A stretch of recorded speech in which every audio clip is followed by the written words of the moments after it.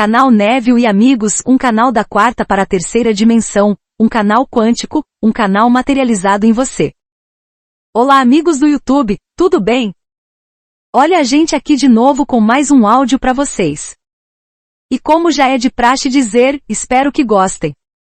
No nosso áudio de hoje, Neville irá falar sobre o despertar da imaginação em uma de suas antigas palestras de domingo de manhã, sendo 19 palestras ao todo com esse tema.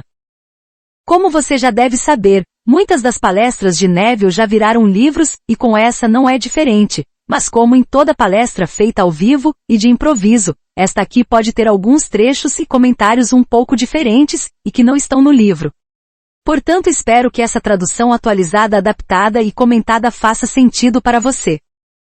Então vamos ao nosso áudio de hoje, ele começa assim. Imaginação desperta. O assunto desta manhã é imaginação desperta. E esse é o tema que escolhi para toda a nossa série de 19 palestras, ou seja, tudo o que abordaremos é baseado e voltado para o despertar da imaginação. Duvido que haja algum assunto no qual o pensamento claro seja mais raro do que a imaginação. A própria palavra é feita para servir a todos os tipos de ideias, e muitas delas diretamente opostas umas às outras. Mas aqui, nesta manhã, espero lograr o êxito de convencê-lo de que este é o poder redentor do homem. Este é o poder mencionado na Bíblia como sendo o segundo homem, ou o Senhor do céu. Este é o mesmo poder personificado para nós como um homem chamado Cristo Jesus. Antigamente, no texto antigo, esse poder era chamado de Jacó, e há inúmeros nomes na Bíblia, e todos eles conduzem e culminam nessa grande flor chamada Jesus Cristo. Você pode ficar realmente surpreso ao identificar que a figura central dos evangelhos, ou seja, o Deus Criador, é a própria imaginação humana, mas tenho certeza de que antes que essa nossa série termine, você já estará convencido de que é isso que os antigos escritores bíblicos pretendiam que soubéssemos. Mas como o homem geralmente sempre interpretou erroneamente os evangelhos ou encarando simplesmente como uma história secular, uma biografia ou uma cosmologia, ele ficou totalmente adormecido quanto ao grande poder escondido dentro de si. Então agora, esta manhã, eu trago até você o meio pelo qual este grande poder que existe em todos nós pode ser despertado. O que vou explicar a você agora é uma técnica e eu a chamo de a arte da revisão.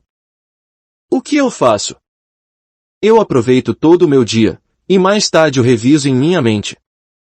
Eu começo a aplicar essa técnica com o meu primeiro incidente da manhã. Em minha imaginação eu retrocedo e vejo meu dia se desenrolando novamente, e quando vejo uma cena que me desagradou, eu paro imediatamente e a reviso da forma como eu gostaria que ela tivesse realmente acontecido. Eu a reescrevo mentalmente, e depois me entrego a esse ato imaginário e sinto em minha imaginação como se eu estivesse realmente o experimentando na carne. Eu faço isso repetidas vezes até que esse meu devaneio adquira o tom da realidade e a experiência desse ato me convença de que aquele momento que eu revisei e revivi não vai voltar mais para o meu passado. Ele, o acontecimento revisado, avançará em meu futuro para me confrontar conforme eu o revisei. Pois se eu não os revisar, esses momentos que nunca retrocedem e sempre avançam, avançarão para me confrontar perpetuando com aquele incidente estranho e desagradável. Mas se eu me recusar a permitir que o sol desça sobre minha ira, de modo que ao final de um dia eu nunca aceite como ponto final os fatos desse dia por mais factuais que eles sejam, eu nunca os aceito, e revisando-os, revogo o meu dia e trago as mudanças correspondentes em meu mundo exterior. Então agora, não só esta arte da revisão cumprirá todos os meus objetivos, mas cumprirá também o seu grande propósito que é despertar em mim o ser que os homens chamam de Cristo Jesus, e que eu chamo de minha maravilhosa imaginação humana, pois quando ela desperta ela é o olho de Deus que se volta para dentro no mundo do pensamento, e aí eu vejo que o que antes acreditava existir do lado de fora, na verdade existe dentro de mim. E não importa o que seja, então eu descubro que toda a criação está enraizada em mim e termina em mim da mesma forma como eu estou enraizado em Deus e termino em Deus. E atingindo o objetivo, a partir daquele momento eu encontro meu verdadeiro propósito na vida que é simplesmente fazer a vontade daquele que me enviou, e a vontade daquele que me enviou é esta, ou seja, que de tudo aquilo que ele me deu eu nada perca, exceto levantá-lo novamente. E o que ele me deu? Ele me deu todas as experiências da minha vida. Ele me deu principalmente você. Cada homem, Mulher e criança que encontro pelo caminho é um presente do Pai materializado para mim, mas eles só cruzam o meu caminho por causa da minha atitude para com a sociedade, pois a sociedade é um reflexo da minha atitude mental para comigo mesmo. Então quando eu começo a despertar, o olho espiritual se abre e vejo que o todo agora me torna visível. Eu devo cumprir meu propósito real, que é fazer a vontade daquele que me enviou, e a vontade daquele que me enviou é de levantar aqueles que eu permiti em minha ignorância cair, quando ele, Deus, dormiu para descer dentro de mim. Então aqui começa a verdadeira arte da revisão, que é a de ser o homem real, independentemente de suas impressões sobre aquele próprio homem, independentemente dos casos, independentemente dos fatos que estão todos diante de você, pois é seu dever, quando você despertar, você levantar esse ser de dentro de si mesmo e descobrir que ele nunca foi a causa do seu descontentamento. E por acaso, quando você olhar para ele e ficar descontente, olhe imediatamente para dentro e encontrará a fonte desse descontentamento, pois ele não se originou lá. Agora deixe-me contar um caso para ilustrar esse ponto. Eu sei que alguns de vocês talvez estavam nesse horário jantando, e sei também que outros tantos ouviram minha palestra da última quinta na TV, mas eu duvido que de cerca de 400 pessoas aqui presentes ao menos umas 150 ouviram o que eu disse, e mesmo que tenham ouvido, poderão ouvir algumas vezes mais, pois quanto mais ouvirem, mais serão impelidos a agirem de acordo com o que ensino. Eu acho que disse isso no domingo passado, mas se não disse, vou dizer agora. Mesmo que vocês assistam a nossa série completa de 19 palestras e fiquem saturados de conhecimento e mesmo assim não apliquem o que foi ensinado aqui, de nada valeria todo esse conhecimento adquirido. Então dessa forma é muito melhor ter só um pouquinho de conhecimento colocado em ação do que ter muito conhecimento que você nunca coloca em ação. Portanto, ao repetir o que aconteceu aqui esta manhã, que embora digamos que cerca de 100 ou mesmo 200 de vocês já o tenham ouvido o que falo, isso o ajudará a lembrar que você deve fazer algo a respeito do que aprendeu. Em maio passado, na cidade de Nova York, estava sentada uma senhora que vinha há anos às minhas palestras.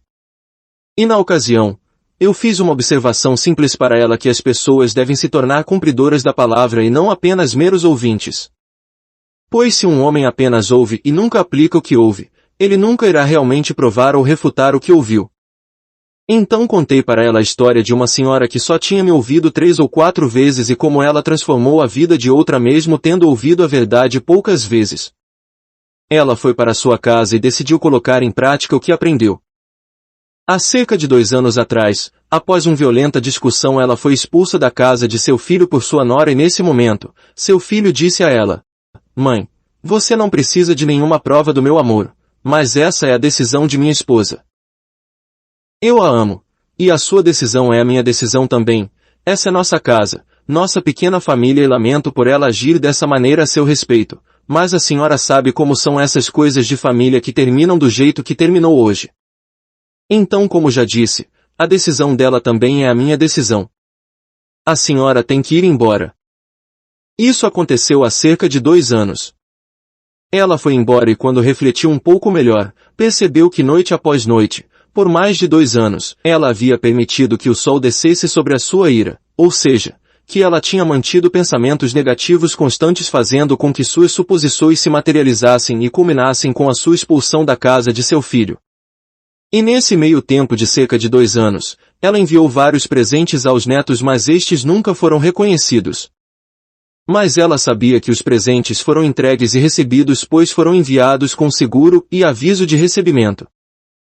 Então essa mãe, sentando-se naquela noite, escreveu mentalmente 2 cartas para si mesma, sendo uma como se fosse a de sua nora, e a outra de seus netos. Na carta de sua nora ela escreveu: "Sentimos sua falta em casa, quando poderá nos visitar?", etc. E na carta do neto ela escreveu assim: "Te amamos, vovó. Obrigado pelos presentes. Estamos tristes pela senhora não vir nos visitar, etc." Então essa senhora, memorizando essas 2 curtas cartas mentais, assegurou e apertou com suas mãos imaginárias e sentiu toda a alegria da resposta positiva de sua nora e netos. Ela fez isso com emoção e determinação por 7 dias seguidos e no 8º o carteiro bateu em sua porta e lhe entregou 2 cartas, sendo uma de sua nora e a outra de seus netos. O mais interessante de tudo isso era que as cartas recebidas eram idênticas às aquelas imaginadas pela mulher ao longo dos 7 dias anteriores. Então veio a pergunta: onde estava agora o conflito e o descontentamento que parecia uma ferida aberta ao longo de 2 anos? Então, como disse o escritor William Blake, quando o homem abre o seu olho espiritual, ele percebe que todas as coisas que parecem estar do lado de fora estão na verdade do lado de dentro, no qual esse mundo ilusório e vegetativo é apenas uma sombra. A mulher descrita aqui me deu permissão para contar sua história. E quando estava fazendo uma dinâmica de perguntas e respostas com a plateia, notei uma reação estranha por parte de alguns. Eles me perguntaram que tipo de alegria a vida nos traria se tivéssemos que escrever cartas para nós mesmos, ou seja, coisas que eram para serem feitas espontaneamente pelos outros sem que saibamos. Pelo que entendi, as pessoas preferem mais serem surpreendidas pelos fatos e eventos do que criá-los por si próprias. E aqui termina essa parte do áudio O Despertar da Imaginação de Neville Goddard. Espero que você esteja gostando. Logo mais voltaremos com as próximas partes. Um grande abraço. Gratidão. Até mais.